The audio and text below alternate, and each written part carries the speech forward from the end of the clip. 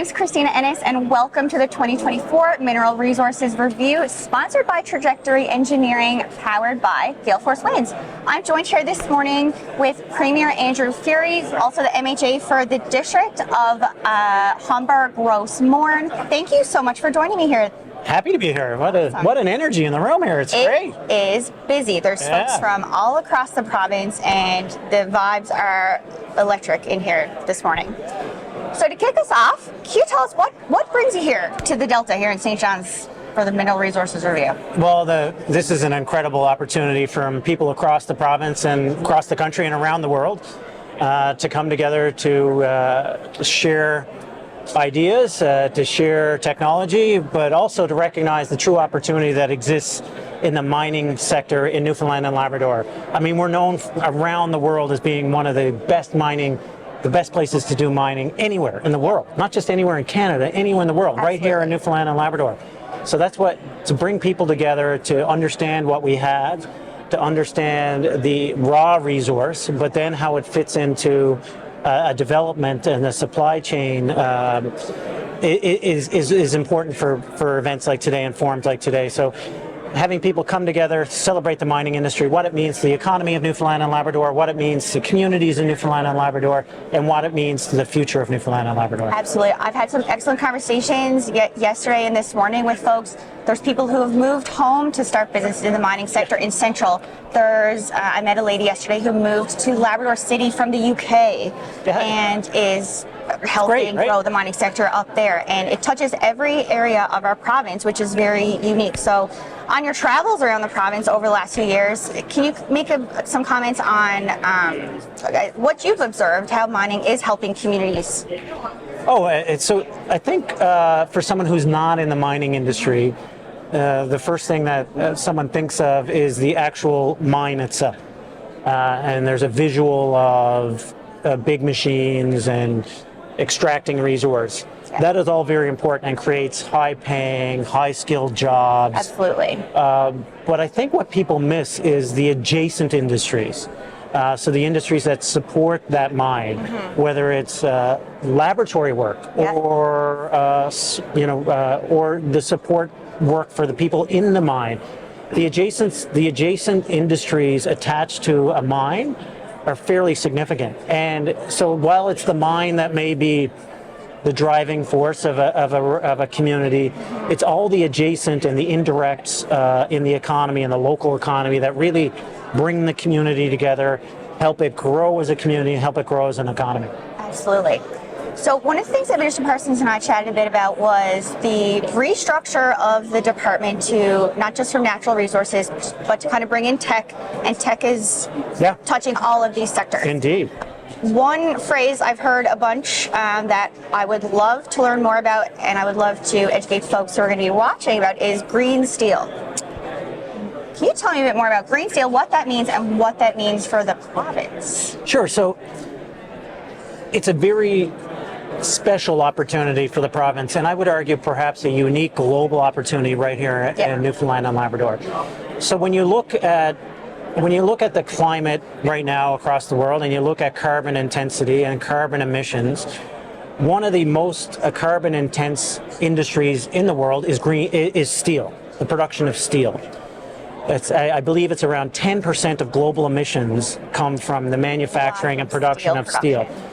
So if you want to truly change the climate and reduce carbon emissions, you have to look at the steel production. Right. So it's not just about the smelting of the steel and the plants that you would traditionally see in Pittsburgh or Hamilton or other jurisdictions that actually make the actual end product of steel. Right. You have to think about the extraction of the iron ore body, and then all the subsequent steps in order to get to the smelting and the processing of the steel. So what is important in that setup, in that supply chain towards green steel, is Newfoundland and Labrador's product. Labrador's product specifically, it's a high quality iron, which means now it's a critical mineral on the Canadian list. Which, for those at home, it means that it can be refined at lower temperatures, so lower energy intense. there's lower processing required. The second thing that is an incredible opportunity in Labrador is the adjacency to hydroelectric capacity to drive the extraction and the principal processing of the iron ore body. Yeah. So it can be, the iron is pure, so coming out of the ground, it's conceivably less intense by the end. Right. And the initial processing in Lab West, it can be driven largely by electricity, which therefore is less also have carbon intense. And from there, it can be put on rail, which is less carbon intense than some other modes. And another interesting element in this is as the hydrogen space develops, hydrogen can be used either for an energy source, but it can also be used in the chemical processing. So hydrogen as a molecule can be used in to power a turbine, but it can also be used in the initial chemical processing of the iron ore. So there is incredible intersection of opportunities happening in that green steel space, which doesn't happen anywhere else. That's why you see the Rio Tintos of the world suddenly very focused on Labrador. They're not, they're still focused on their other assets, but there was a time where we were unsure about Rio's position in Labrador. Now it's a pinnacle of their assets. Yeah. That was a very digestible explanation of green steel, and I cannot wait to share this video widely on social media, and hopefully more people will understand what the opportunity is and why it's important and why we keep talking about those kinds of things. Yeah, because other places can't, just to further differentiate, other places can't say that. So like the iron ore that comes out of predictable places like Australia, Brazil, or Central Europe, they don't necessarily have the purity, or they don't necessarily have the adjacency to electricity, or they don't necessarily have the stability in the governance perspective. So the intersection of all of those things make Newfoundland and Labrador a key, a very interesting and special place right now. I would argue unique. I would argue that we are very unique and very special, and there's so much opportunity here. It's very exciting. The buzz here this week is just awesome.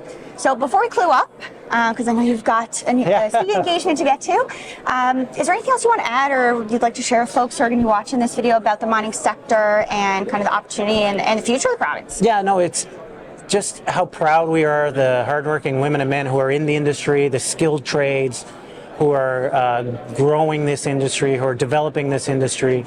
And it's not a platitude, it's being celebrated around the world. We're recognized globally as one of the best places to mine minerals in the world.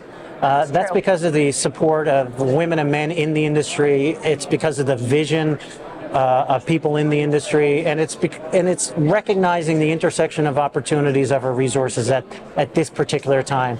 This is our moment to really have our minerals truly sparkle on the global stage. It really is. Thank you so much for joining me. It was a pleasure to have this conversation.